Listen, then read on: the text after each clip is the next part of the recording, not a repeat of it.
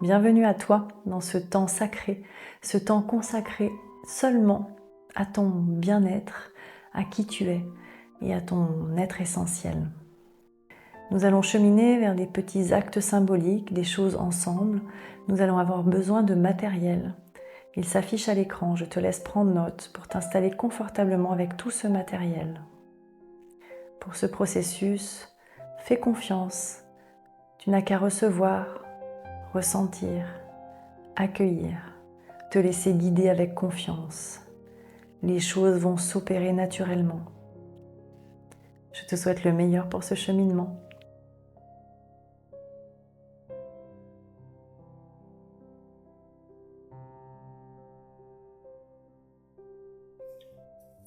L'effort joyeux, on peut l'appeler la persévérance, le courage. C'est l'attitude qui nous permet de tenir notre ligne sur la voie spirituelle ou initiatique du quotidien, vraiment sur notre quotidien, de garder notre éthique, quelles que soient les difficultés, les épreuves, les distractions que la vie peut nous envoyer. C'est l'antidote à la paresse. Parce qu'on se met au service du soi et que du coup, ce qui est à faire et qu'on le fait avec joie. Que l'essentiel soit dans l'existentiel.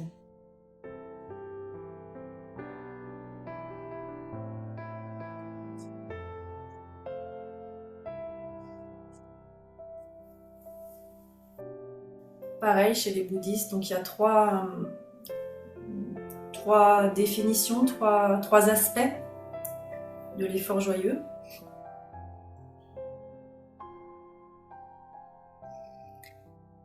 Le premier aspect, c'est vaincre l'indolence, vaincre la paresse, c'est-à-dire de tout le temps persévérer et d'être déterminé dans notre engagement d'une action juste et éthique pour le bien de tous les êtres. La deuxième forme d'effort joyeux, c'est résister à toutes les distractions inutiles qui nous éloignent du chemin. Notamment d'observer quand notre enthousiasme s'abaisse pour rééquilibrer et rester capitaine de notre navire. Parfois, si l'enthousiasme s'abaisse, c'est qu'il y a quelque chose qui est en train de changer et que le soi nous demande autre chose. Parfois, c'est juste qu'il y a de la paresse qui est en train de se mettre. Et ce que disent les bouddhistes par rapport à la paresse, c'est comme un feu qui se mettrait dans nos cheveux. La paresse, il faut l'éteindre tout de suite. Dès qu'elle arrive, c'est important de l'observer, de l'honorer, de la remarquer et de faire le changement immédiatement. Parce que c'est vraiment comme un feu qui va nous dévorer.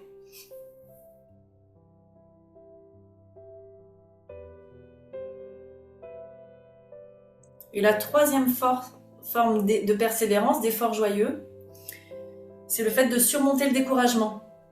C'est-à-dire quand on va avoir des épreuves, la seule façon dont on a de contrebalancer l'épreuve, c'est d'amener du cœur à l'ouvrage, du courage et de la détermination à mener les choses qui nous sont demandées par nous-mêmes, par l'essentiel.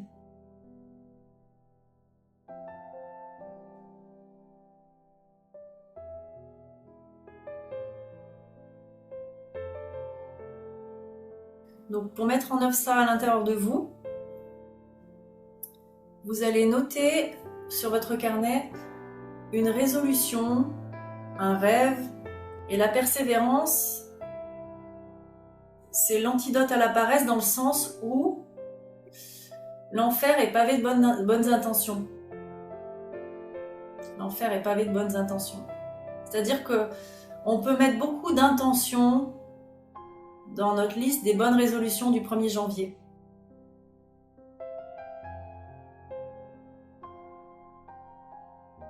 Mais la persévérance, c'est pas d'avoir des intentions.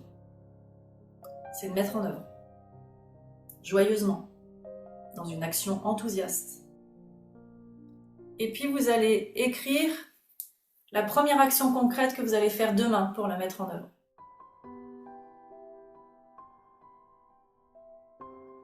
Et puis les actions dans une semaine, dans un mois, dans 3 mois, dans 6 mois,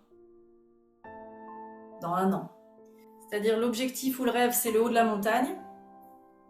Et là, vous envisagez les pas et la balade que vous allez faire. Souvent, quand on envisage une balade, on finit par changer de route, vous voyez. Mais si déjà, vous avez le haut de la montagne que vous visez, et les premiers pas, et les quelques étapes, ça va vous aider à rejoindre le haut de l'Everest. Avec l'esprit Kaizen.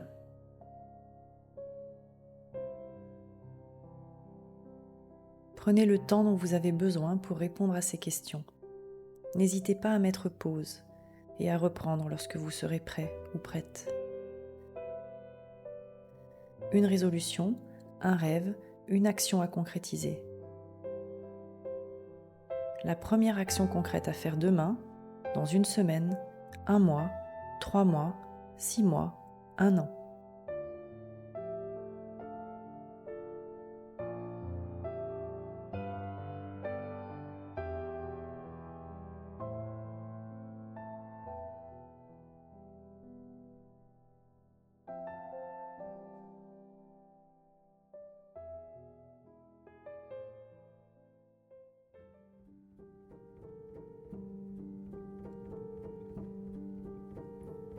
Alors on va faire une petite méditation pour terminer, pour ancrer tout ce qu'on a raconté et que vos belles intentions que vous avez écrites puissent réaliser et porter des fruits.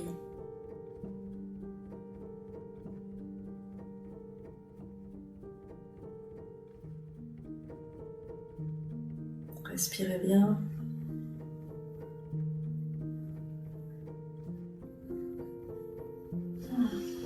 Dans une respiration de cohérence cardiaque, tranquille.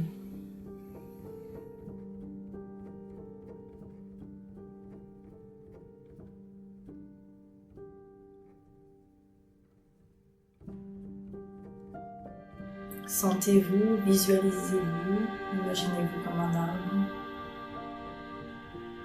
ancré avec des belles racines.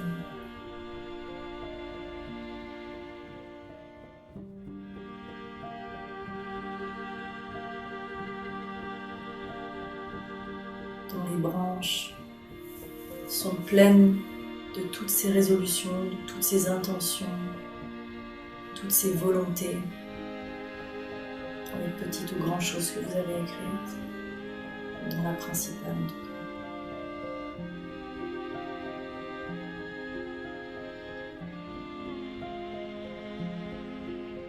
Sentez la sève monter, qui nourrit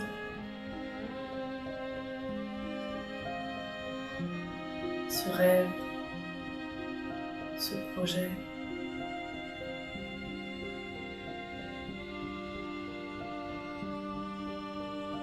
Sentez la terre qui nourrit votre patience, votre sagesse,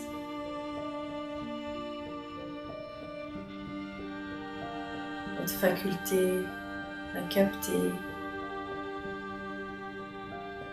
qu'à chaque pas, une étape et pas une autre.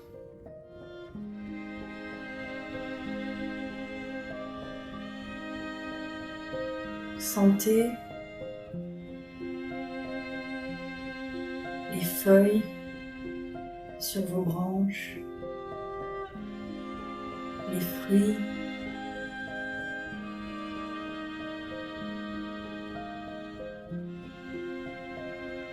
de ces résolutions pousser peu à peu. Sentez le soleil à travers les feuilles nourrir tout votre tronc, toutes vos racines de lumière, de courage, de persévérance.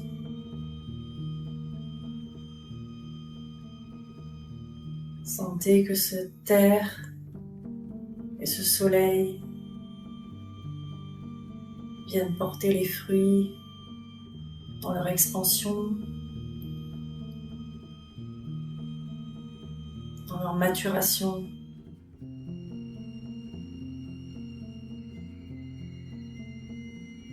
Dans leur épanouissement.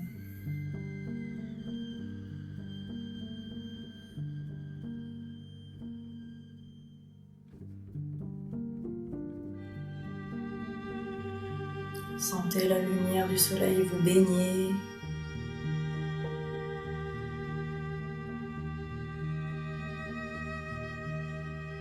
Sentez que cet arbre fait partie de vous.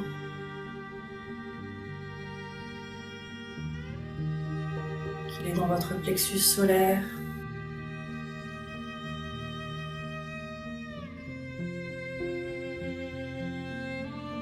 Dans votre ventre. Dans votre bassin.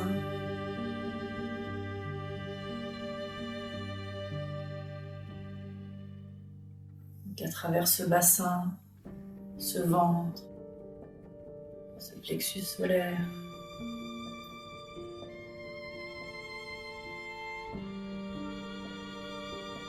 vos actions vont pouvoir porter leurs fruits et être données au monde.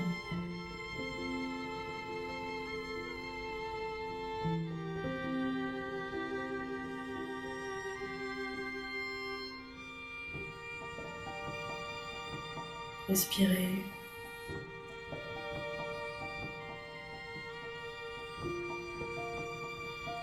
Laissez s'ancrer ce qui est là.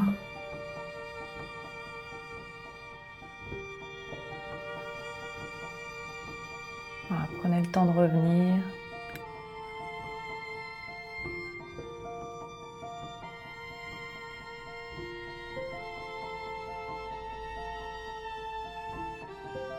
Puis prenez le temps de réouvrir les yeux tranquillou.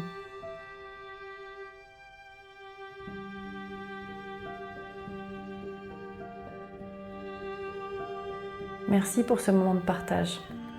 Qu'il t'apporte l'essentiel, le rapport à toi, l'amour, la tendresse, la tranquillité et les éclairages sur ce qui te manquait. Je te laisse cheminer avec ce que nous venons de faire. Je te souhaite le meilleur et te dis à bientôt.